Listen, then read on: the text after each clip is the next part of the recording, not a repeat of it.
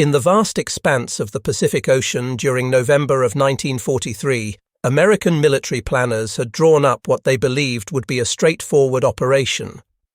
The naval commanders stood on the decks of their warships, watching the horizon where a small coral atoll named Tarawa waited beneath the tropical sun. They had calculated, strategized, and ultimately promised their superiors that this tiny speck of land would be in American hands within a single day. 24 hours, they said with confidence. One rotation of the Earth, and the rising sun flag would be replaced by the stars and stripes. But the ocean keeps its secrets well, and Tarawa held mysteries that no amount of planning had uncovered. The waters surrounding this atoll shimmered in shades of blue so vivid they seemed unreal, like something painted rather than natural. Beneath that crystalline surface lay coral formations that had grown for centuries, building themselves into jagged walls and hidden barriers. The Japanese defenders, who had spent more than a year fortifying this place, understood those waters intimately. They had measured every tide, mapped every reef, calculated every depth. The Americans, for all their technological superiority and massive firepower, had not. When dawn broke on the 19th day of November, the sky itself seemed to crack open with thunder. American battleships, massive floating fortresses of steel, began their bombardment with a fury that defied description. Shells weighing as much as small automobiles screamed through the air, their passage creating sonic booms that rippled across the water. They struck the island of Betio, the primary objective within Tarawa Atoll, with such concentrated violence that the entire landmass seemed to disappear beneath columns of smoke and flame. Sailors watching from a safe distance whispered to each other that surely nothing could survive such an onslaught. The very air vibrated with the force of the explosions. The sea churned and heaved as if in sympathy with the tortured earth. But those sailors, those officers, those planners back in Hawaii who had orchestrated this bombardment, they had fundamentally misunderstood what they were facing. Betio was not simply an island. It had been transformed into something else entirely, something that existed primarily underground and within walls of concrete so thick that they mocked conventional explosives. The Japanese naval infantry who waited inside these fortifications had prepared for exactly this moment. They had built their bunkers with railroad ties stolen from captured territories, reinforced them with concrete poured 4 feet thick in places, and positioned them so cunningly that even direct hits from naval shells would glance off or fail to penetrate. They had created firing ports so narrow that targeting them was nearly impossible, yet wide enough to pour devastating fire onto the beaches and the approaches. Vice Admiral Tomonaga and Rear Admiral Shibasaki had supervised every detail of these preparations. They had driven their men relentlessly, knowing that Japan could no longer match America in open naval battles. The humiliation of defeats like Guadalcanal had taught the Empire a bitter lesson. If they could not win at sea, they would win on land, or rather, they would make the land itself into such a killing ground that the Americans would lose the stomach for further advances. Shibasaki himself had made a declaration that would echo through the coming battle. He proclaimed that it would take 1 million men 100 years to conquer Tarawa. It was not mere bravado.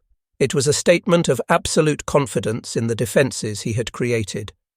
The American forces approaching Betio that morning had their own confidence, built on different foundations. The United States Marine Corps had developed a reputation for aggressive, overwhelming assaults. They believed in the power of their naval support, the skill of their aviators, and the courage of their infantry. Major General Julian Smith, commanding the 2nd Marine Division, had absorbed the optimistic assessments from his intelligence officers. They had assured him that the preliminary bombardment would be more than sufficient. The Japanese garrison would be shattered, disorganized, barely capable of resistance. The Marines would land, sweep through whatever opposition remained, and secure the island before the sun set again. It was a plan built on assumptions that would prove catastrophically wrong. The landing craft that carried the first waves of Marines toward Betio were called Higgins boats after their designer. They had performed admirably in other theatres of war, particularly in the European operations where beaches shelved gradually into deeper water. But the Pacific presented different challenges that the planners had not fully appreciated.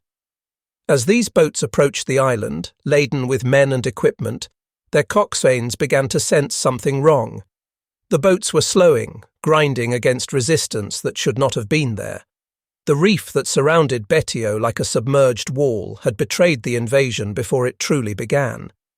Tidal predictions had been consulted, of course. Officers had reviewed charts and calculations.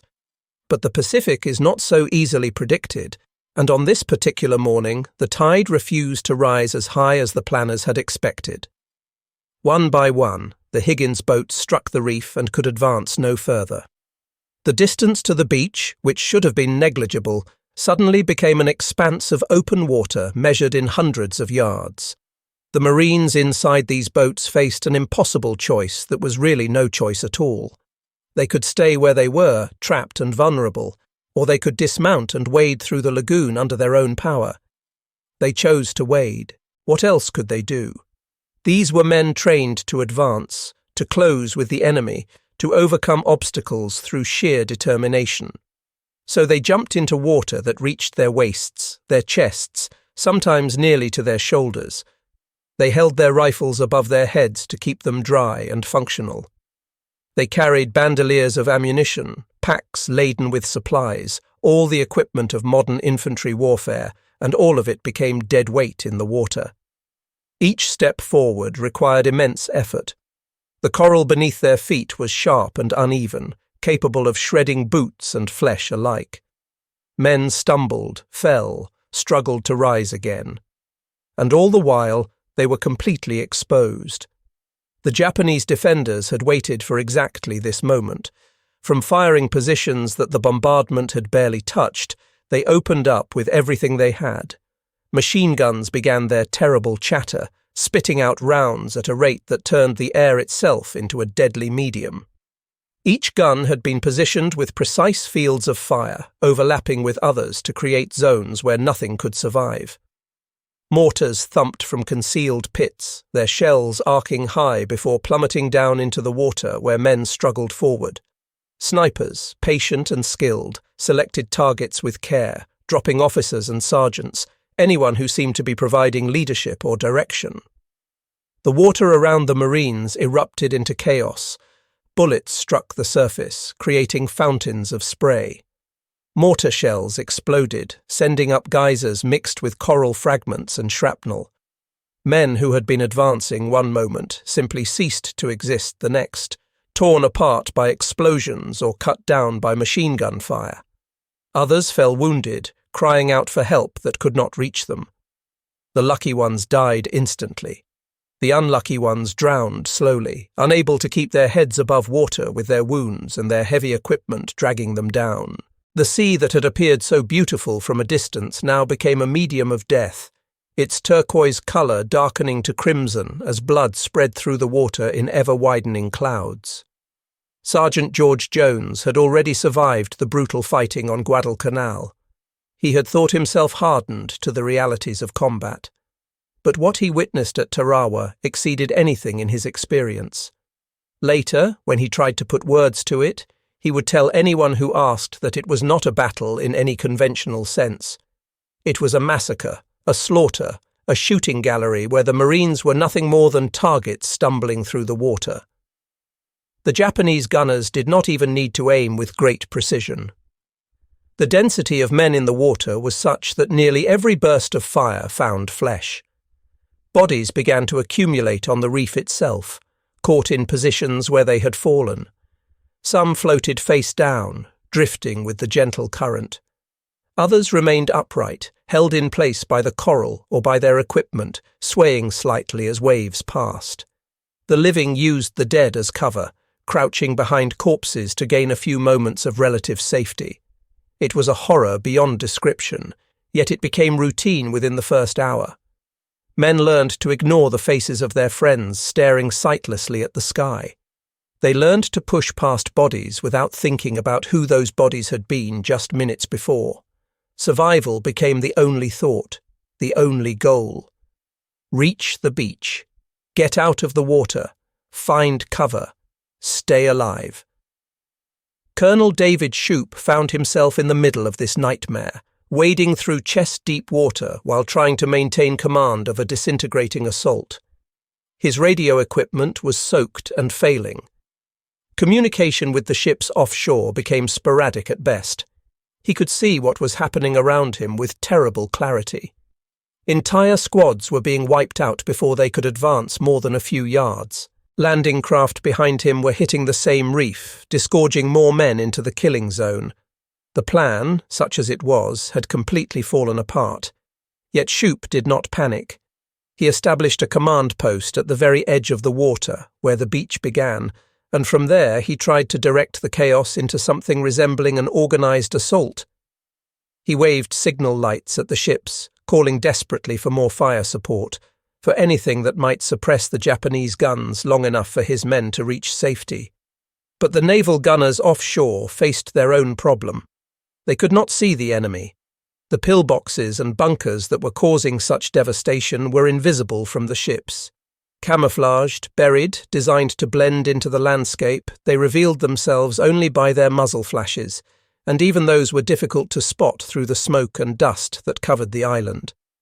The Navy fired blindly, hoping to hit something, but their shells mostly struck areas already devastated, churning rubble into smaller rubble while the actual defensive positions remained intact. The bombardment that was supposed to have destroyed all resistance had, in fact, barely scratched the surface of Japan's defenses. Hours crawled by with agonizing slowness. The sun climbed higher, turning the lagoon into a furnace. Men who had been in the water since dawn began to suffer from exhaustion and exposure. Salt water filled their boots, their uniforms, their wounds. It stung and burned and sapped strength with every passing minute. Some men simply gave up, too tired to go on, and slipped beneath the surface. Others found reserves of determination they had not known they possessed and kept moving forward, one impossible step after another, driven by nothing more than the refusal to die in the water. Those who finally reached the beach found that their ordeal was far from over. The beach itself was narrow, little more than a strip of sand between the water and a low seawall constructed of logs and coral. This seawall, which should have provided cover, instead became a trap. Marines huddled behind it while Japanese defenders lobbed grenades over the top or fired down from positions that overlooked the beach from just yards away. The pillboxes here were even more formidable than those covering the reef approaches. They had been built to withstand direct assault with walls so thick that grenades bounced off harmlessly. When Marines tried to advance beyond the seawall, they were cut down within seconds. The island had become one vast killing field, every square yard covered by interlocking fields of fire. Private Charles Jacobson, like many others, had believed the reports that the preliminary bombardment would have done its work. He had expected to land on a beach where the enemy was already defeated, where resistance would be scattered and disorganized. Instead, he found himself pinned down behind inadequate cover, while the entire island seemed to erupt with gunfire aimed directly at him. He would later struggle to convey the sensation of those first hours, the way reality itself seemed to fracture under the assault of noise and violence and death. Every sense was overwhelmed, the smell of cordite and blood and salt water, the sound of bullets cracking past his head, of men screaming, of explosions that left his ears ringing, the sight of his companions being torn apart, the taste of fear, metallic and overwhelming. As the first day dragged toward its conclusion, it became clear to everyone involved that the 24-hour timeline was a fantasy. The Marines held nothing more than a few precarious footholds on the beach. The majority of the island remained firmly in Japanese hands. Casualties mounted with sickening speed. Medical corpsmen trying to treat the wounded were themselves targeted and killed. Ammunition began to run low because so much had been lost when men fell in the water. Water itself, drinking water, became desperately scarce. Men with shattered limbs lay in the open, slowly dying because no one could reach them without being killed in the attempt. When night finally fell, it brought no relief. The Japanese launched counterattacks, probing the American positions, trying to push the invaders back into the sea. Marines fought hand-to-hand in the darkness, using knives and rifle butts and bare hands. Flares shot into the sky, cast harsh shadows that made everything seem unreal, a landscape from nightmare. Tracer rounds arced back and forth, beautiful and deadly. Men fired at shadows, at sounds, at anything that moved. Some killed their own comrades in the confusion. Others held their fire and died because they hesitated a moment too long. The night was endless, a test of nerve as much as physical endurance. Private Edward Kelly, huddled in a shallow crater that barely deserved to be called a foxhole, understood with perfect clarity that he might not survive to see another dawn. The thought was strangely calming. He had done everything asked of him. He had waded through the water, had made it to the beach, had fought with everything he had. If death came now, at least it would find him having done his duty. But beneath that calm acceptance was a deeper current of anger. Anger at the planners who had promised an easy victory. Anger at the reef that had betrayed them. Anger at an enemy who refused to surrender even when defeat seemed inevitable. And anger, most of all, at the sheer waste of it, the young men dying for a strip of coral that most Americans could not find on a map. The second day dawned over a landscape transformed by violence. The beautiful tropical island of the previous morning was gone, replaced by something that resembled the surface of an alien world. The sand was black with smoke and blood. The few palm trees that remained standing were shredded trunks, their fronds long since blown away. Wreckage littered every surface, twisted metal from destroyed landing craft, shattered weapons, discarded equipment, and everywhere, the bodies of the dead. The reef itself had become a monument to the disaster, visible now at low tide, covered with the remnants of the first day's assault. Yet something had changed overnight. The High Command, recognizing that conventional methods had failed catastrophically, began sending in equipment that had previously been considered auxiliary at best. These were the landing vehicles tracked, ungainly machines that looked like rectangular boxes mounted on tank treads. The Marines had called them alligators, sometimes in mockery of their awkward appearance. But that mockery died the moment the first armoured LVTS churned across the reef where men had drowned the day before. These machines possessed capabilities that the Higgins boats could never match. Their treads allowed them to climb over the reef without stopping, grinding across coral that would have stopped any conventional landing craft. More importantly, newer models had been fitted with armour plate and weapons. They carried 37mm cannons and machine guns, transforming them from simple transports into mobile bunkers.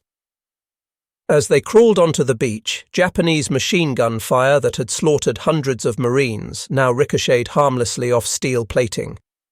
The LVTS did not even slow down. They advanced directly toward pillboxes that had seemed impervious, their cannons firing at point-blank range. Sergeant Frank Smathers watched in amazement as an LVT ground to a halt just yards from a bunker that had pinned down his entire platoon. The machine's cannon spoke once, twice, 3 times. Concrete cracked, steel bent. The firing slit that had spat death for hours went dark and silent. Marines who had been cowering in the sand found themselves suddenly able to advance, following in the wake of the alligator like infantry behind a tank. For the first time since landing, they had something more than courage to protect them. They had armour, firepower, mobility. The LVT had transformed the equation of battle. But even with these mechanical beasts leading the way, progress remained agonizingly slow and brutally expensive. Every bunker had to be reduced individually. Flamethrower teams would advance under covering fire, trying to get close enough to spray burning fuel through the firing slits. Demolition teams carried satchel charges, canvas bags packed with explosives, which they would hurl into bunkers or place against the walls before retreating to a safe distance. The explosions when these charges detonated were massive, often collapsing entire structures. But the Japanese defenders did not surrender even when their positions became untenable. They fought from the rubble, from shell craters, from positions that offered no real protection because their code demanded nothing less than death before dishonor. The cost of this fanatical resistance was measured in American lives. Officers fell at a disproportionate rate because they had to expose themselves to direct the assault. Sergeants and corporals took their places, and when they fell, privates found themselves thrust into leadership roles they had never trained for. Entire units ceased to exist as cohesive organizations. Men fought alongside strangers, cobbled together into ad hoc squads based on nothing more than proximity.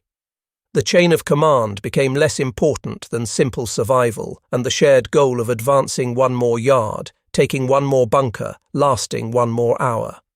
Corporal James O'Neill understood that without the LVTS, he would already be dead. The alligator that had covered his advance had drawn fire that would otherwise have shredded him and everyone near him. Its armor had absorbed punishment that flesh and bone could never withstand. Its cannon had silenced a position that infantry weapons could not touch, yet even this advantage came at a price. The LVTS were not invulnerable. Carefully placed anti-tank weapons damaged their treads. Determined defenders climbed aboard them, trying to pry open hatches or stuff explosives into vision ports. Some LVTS burned, their crews dying inside steel coffins. But for everyone lost, 2 more ground forward, relentless and implacable. By the time the second night arrived, the Marines had established a genuine foothold on Betio. It was small, measured in yards rather than miles, but it was secure enough to bring in supplies and reinforcements. Medical corpsmen set up aid stations in shell craters, treating the endless stream of wounded under conditions that would have horrified surgeons back home. They worked by flashlight, without proper instruments, often without adequate supplies of blood or morphine. They saved who they could and watched helplessly as others died from wounds that would have been treatable in any proper hospital. The third day of battle began with a renewed offensive. The Marines had learned painful lessons, and now they applied them with grim efficiency. LVTS led every advance, their guns hammering defensive positions. Engineers followed close behind, using explosives and flamethrowers to clear bunkers that had been merely damaged. Infantry mopped up, ensuring that no bypassed positions could threaten the advance from behind. It was methodical, brutal work, more like demolition than combat. Each objective was marked, assaulted, reduced, and secured before moving to the next. The Japanese command structure had already collapsed. Rear Admiral Shibasaki, who had boasted that his island fortress would stand for a century, had been killed when an American shell scored a direct hit on his command bunker early in the fighting. Without centralized leadership, the defense became increasingly disorganized. Individual units fought on with undiminished ferocity, but they could not coordinate their efforts or reinforce each other effectively. The outcome, which had seemed uncertain during the first terrible day, now became inevitable. It was no longer a question of whether the Americans would take Betio, but only how many more would die in the taking. Sergeant Harold Adams, exhausted beyond anything he had thought possible, moved forward in a daze.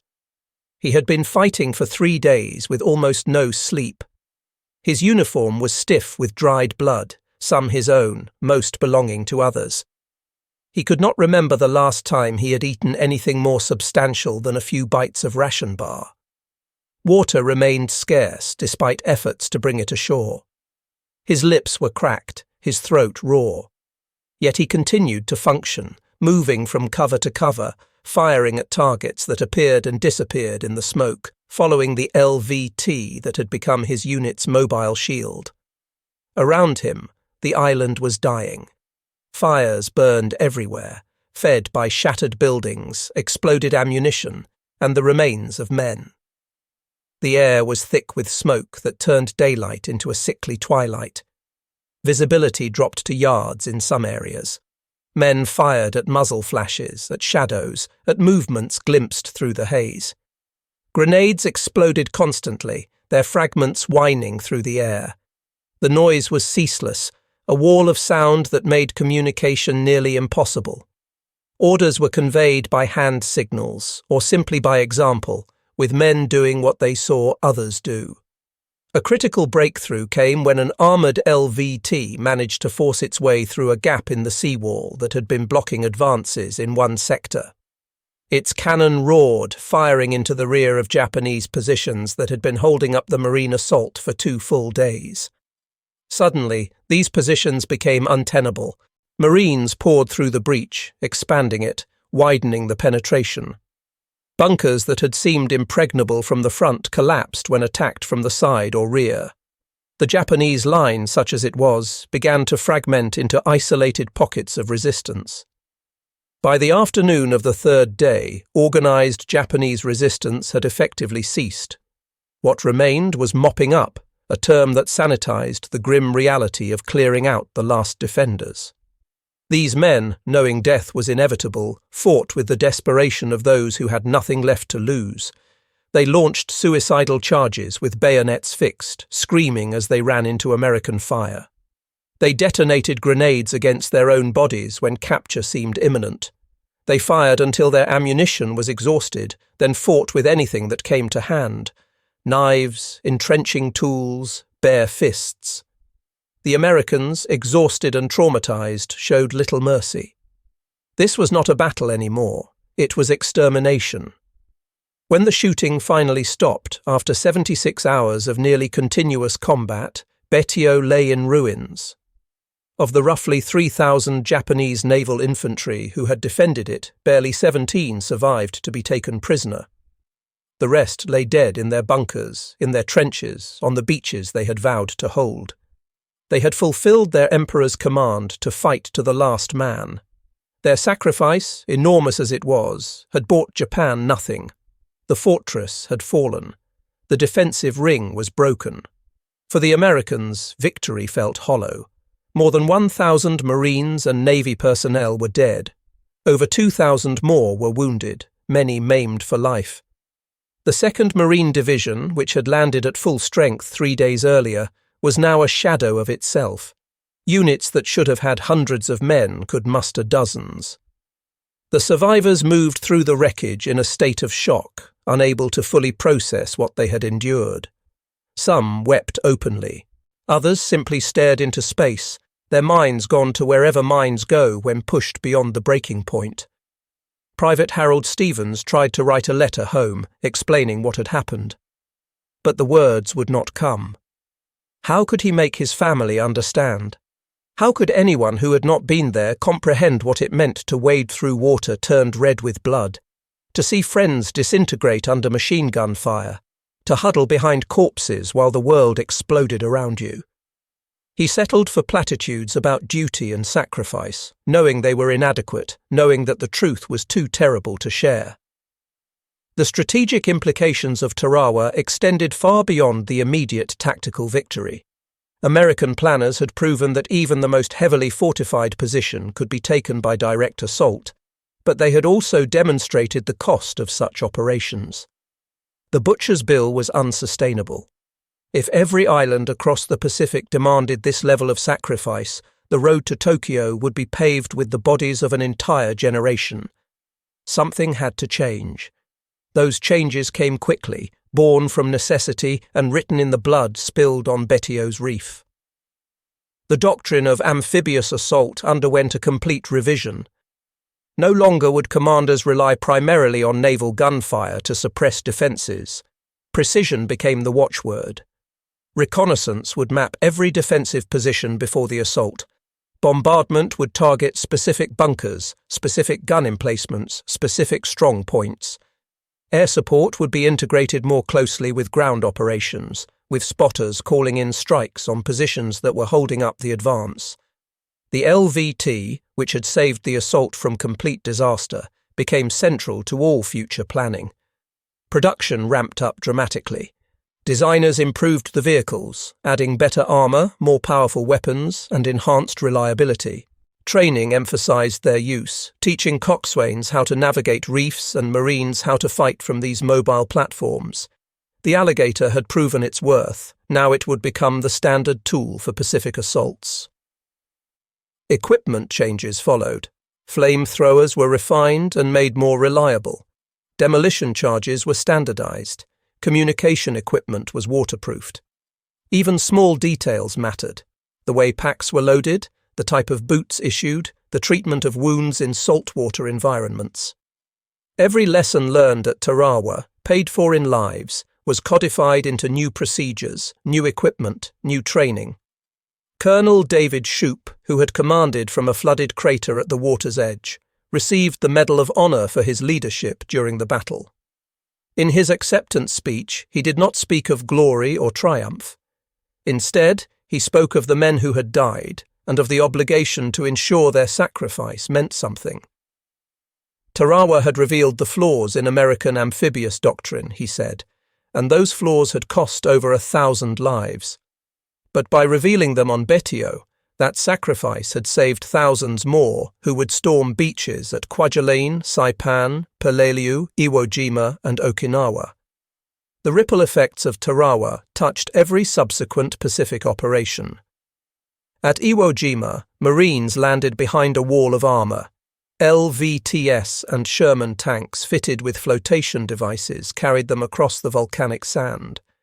The casualties there were horrific, but they would have been even worse without the lessons of Tarawa. At Okinawa, the largest amphibious assault of the Pacific War, the initial landing was almost unopposed precisely because American forces had learned not to throw men against prepared defences without overwhelming support. For the men who survived Tarawa, the battle never truly ended. It lived in their dreams, in sudden moments of panic triggered by unexpected sounds, in the way they could never again look at blue water without seeing red. Sergeant Bill Lansford, who fought across multiple Pacific islands after Tarawa, carried with him always the knowledge that he owed his life to those who had died on the reef. Every time he rode an armoured LVT, every time air support cleared a position ahead of him, every time precision naval gunfire suppressed an enemy bunker, he knew that his dead comrades had purchased these advantages with their blood. The island itself became a memorial, though not in any intentional sense. The coral sand retained traces of the battle for years, shell fragments, spent cartridges, the twisted remains of equipment. American engineers built airstrips across Betio, transforming the killing ground into a staging base for further operations. Bombers lifted off from runways laid over ground where Marines had drowned. The living literally built upon the dead, using their sacrifice as a foundation for continued advance. Back in the United States, the reaction to Tarawa was complex and contradictory. Newspapers published casualty lists that seemed enormous for such a small piece of land. Families mourned sons who had died for an island they had never heard of. Some questioned whether the cost was justified, whether any military objective could be worth over 1,000 American lives. Senators and congressmen demanded explanations. The Marine Corps found itself defending not just the operation, but its entire approach to amphibious warfare. Yet those who understood grand strategy saw Tarawa differently. Japan's defensive perimeter had been breached. The myth of the impregnable fortress had been shattered.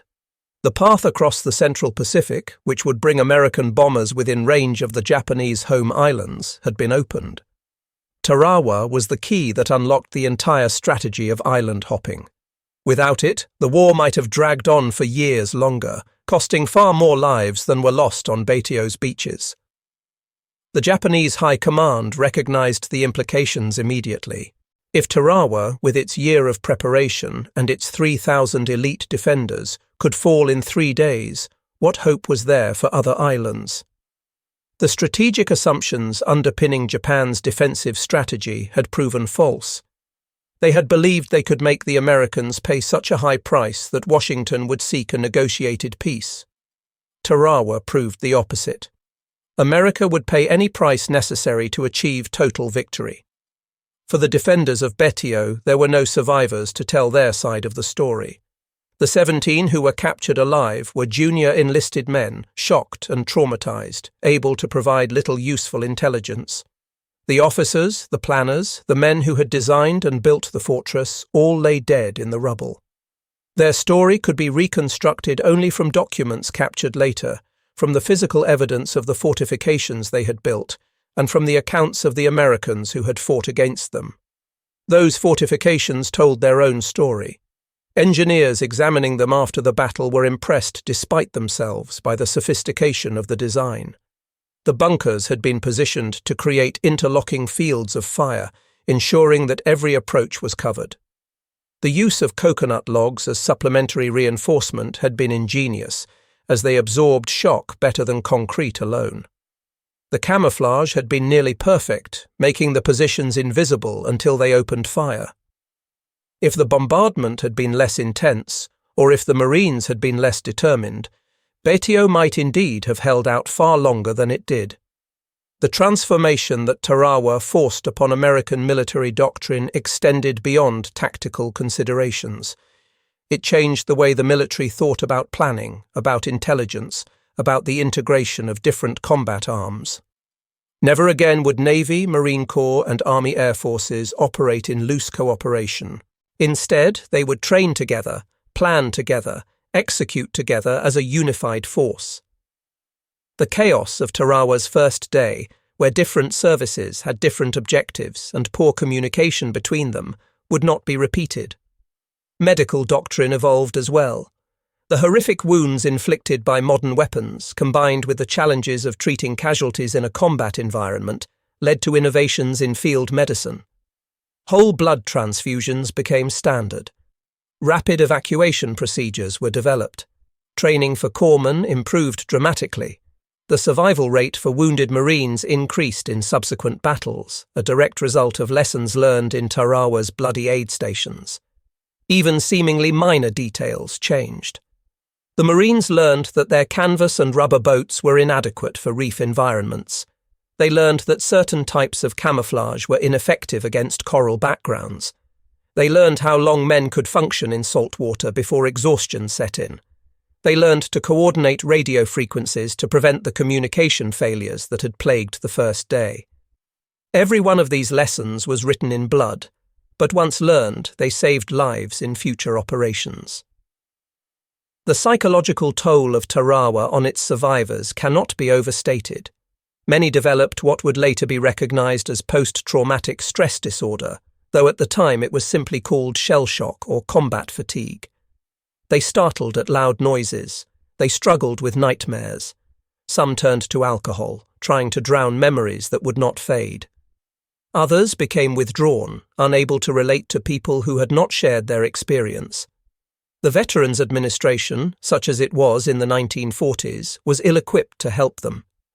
Yet many of these same men went on to fight in subsequent battles, carrying with them the knowledge gained at such terrible cost. They became squad leaders, platoon sergeants, even officers, passing on what they had learned to new recruits who had not yet seen combat. Their experience became institutional knowledge, embedded in the Marine Corps culture. The lessons of Tarawa were taught at training bases, included in tactical manuals, and drilled into every Marine who would later storm Japanese-held islands. The timing of Tarawa within the larger context of World War II was significant. By November 1943, the tide had already turned against the Axis powers. Germany was retreating on the Eastern Front. Italy had surrendered. American industrial production had reached levels that dwarfed anything Japan or Germany could achieve. But the path to final victory remained unclear, especially in the Pacific. Tarawa provided that clarity. It demonstrated that even Japan's strongest positions could be taken, albeit at high cost. It gave American planners confidence to pursue the strategy that would ultimately bring them to Japan's doorstep. For Japan, Tarawa was a harbinger of inevitable defeat. They had thrown everything they had into defending Betio: elite troops, massive fortifications, favourable terrain, months of preparation. And still, they had lost in less than 4 days.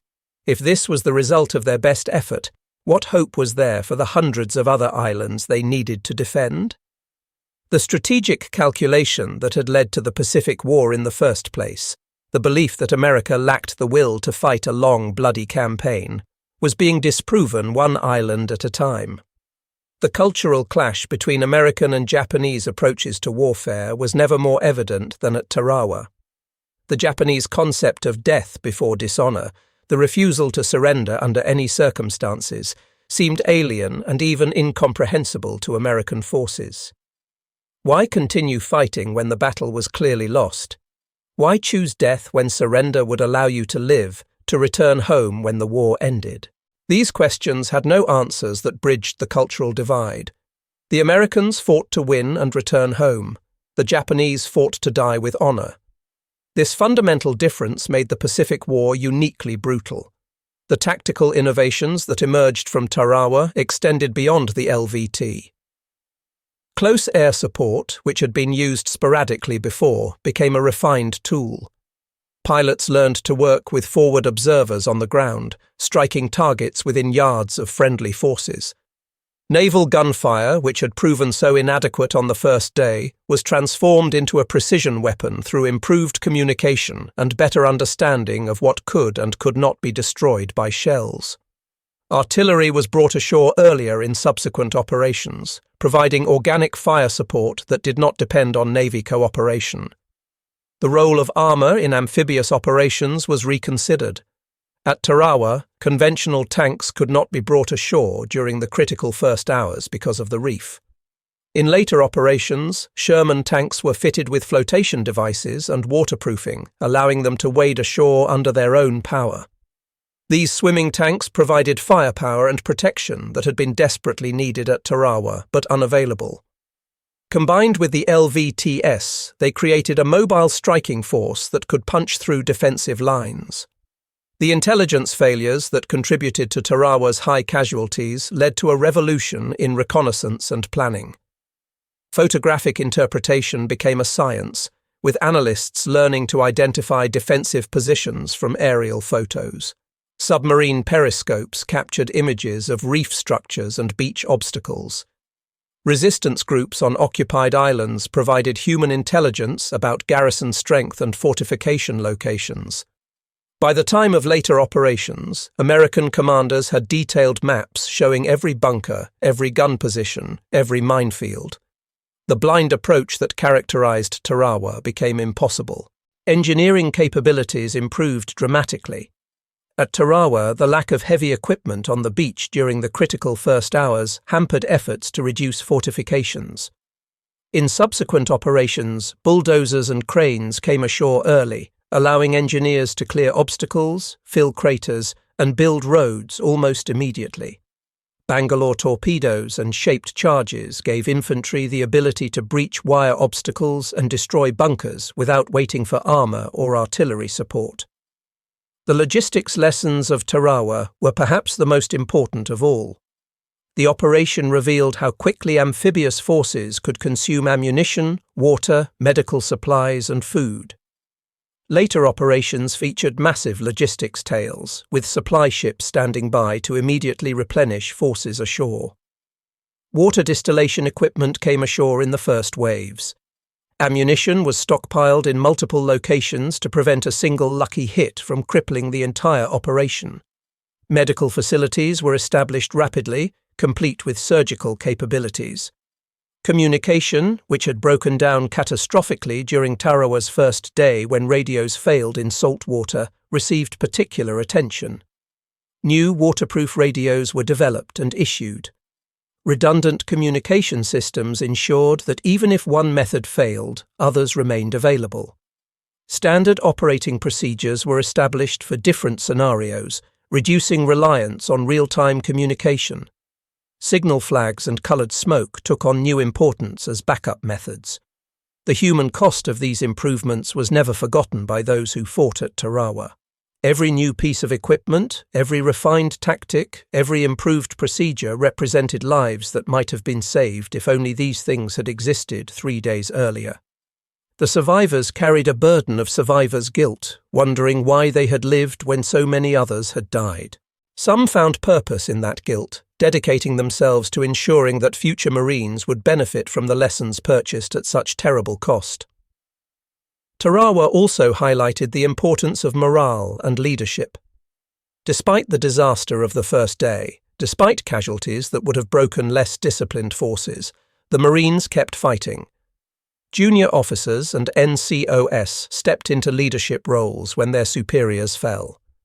Individual initiative made the difference in countless small actions that together constituted the larger battle. The Marine Corps culture, which emphasized adaptability and aggressive action, proved its worth in the most extreme test imaginable. The operation forced a reckoning with assumptions about what modern amphibious warfare actually meant. Before Tarawa, there had been a sense that superior firepower alone could overwhelm any defense. The battle proved that fortifications built with sufficient strength and cunning could survive even the most intense bombardment.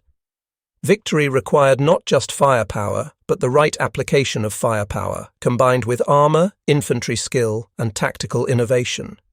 It required understanding the terrain, respecting the enemy's capabilities, and planning for contingencies. For military historians, Tarawa became a case study in both failure and success. The initial planning failures, the intelligence gaps, the equipment inadequacies, and the flawed assumptions all provided cautionary lessons. But the adaptability shown during the battle, the rapid integration of new tactics, the courage of individual Marines, and the ultimate achievement of the objective despite all obstacles demonstrated what disciplined forces could accomplish. These contradictory lessons coexist, each valid in its own way. The legacy of Tarawa extended well beyond World War II. The techniques developed there influenced amphibious operations in Korea, Vietnam, and every subsequent conflict where forces needed to assault from the sea. The LVT evolved into a family of amphibious vehicles that remain in service today, direct descendants of the alligators that churned across Betio's reef. The integration of air, naval, and ground forces pioneered at Tarawa became the foundation of modern combined arms doctrine. On the tiny island itself, time slowly erased the visible scars of battle. Vegetation grew back, covering the wreckage. The sea washed away the bloodstains. The bunkers that survived were gradually buried by sand and coral growth. But beneath the surface, the island retained its secrets. Even decades later, workers digging foundations would occasionally uncover the remains of the men who had fought there, both American and Japanese. These discoveries served as reminders that the cost of Tarawa could never be fully calculated, that some debts can never be repaid. The families of those who died at Tarawa faced their own long struggle. Many received telegrams with the standard notification of death, but without details of how or where their loved ones had died. Some bodies were recovered and identified, eventually returned home for burial. Others remained where they fell, buried in hastily dug graves or lost in the lagoon. The uncertainty was its own kind of torture for those left behind, never knowing exactly what happened in those final moments. For the Japanese families, the pain was complicated by their nation's defeat and occupation. They were told their sons and husbands had died heroically defending the empire. But as the full scale of Japan's defeat became clear, as the militaristic ideology that had sent those men to die was discredited, some questioned whether the sacrifice had been worth it. Others clung to the honor culture that made that death meaningful. These conflicting responses created tensions that lasted for generations. The strategic value of Betio, for which so many died, was relatively brief. The airfields built there were useful for a few months, supporting operations further into the Central Pacific. But as the war moved westward, Betio became a rear area, then a backwater, finally just another island with an abandoned airstrip. The tactical importance that had justified the assault faded quickly. Only the larger strategic significance, the breaking of Japan's defensive ring, and the lessons learned about amphibious warfare gave lasting meaning to the sacrifice. American war correspondents who covered Tarawa struggled to convey the reality of what they had witnessed. Their dispatches, even when graphic, could not fully capture the experience. Photographers like Norman Hatch documented the aftermath with images that shocked the home front. Bodies sprawled on beaches, wreckage floating in the lagoon, wounded Marines being evacuated. These images were published despite concerns about their impact on morale, because the public needed to understand the true cost of victory. The reaction from the American public was complex. Pride in the Marines' achievement mingled with horror at the casualties. Support for the war remained strong, but there was increased pressure on military leadership to find ways to reduce casualties. This pressure contributed to the willingness to adopt new tactics and equipment, to abandon the old ways that had proven so costly. In a sense, public outrage at the cost of Tarawa helped save lives in future battles by forcing the military to change. For the Marines themselves, Tarawa became part of their institutional identity. It was proof of their courage, their determination, their ability to accomplish the impossible, but it was also a reminder of the cost of those qualities. The Marine Corps took pride in Tarawa while simultaneously recognizing it as an example of what should never happen again. This tension between pride and regret, between honoring the sacrifice and preventing its repetition, shaped Marine culture for decades. The small group of Japanese soldiers who survived to be captured faced their own difficult aftermath. They had dishonored themselves by surrendering, breaking the code they had been taught from childhood. Some expected to be executed. Instead, they found themselves in prisoner of war camps, treated according to international law, fed and housed and eventually repatriated after the war. Their reintegration into Japanese society was difficult, as they carried the stigma of surrender. Some never spoke of their experience at Tarawa, taking their stories to their graves. 76 hours of combat had produced changes that would echo through the rest of the war and beyond. The transformation was not instantaneous or complete, but Tarawa marked a clear turning point. Before it, American amphibious doctrine was theoretical, untested in the face of modern fortifications. After it, that doctrine had been baptized in blood and fire, refined by hard experience and proven capable of succeeding even under the worst conditions. The island itself was insignificant. The lessons learned there were priceless.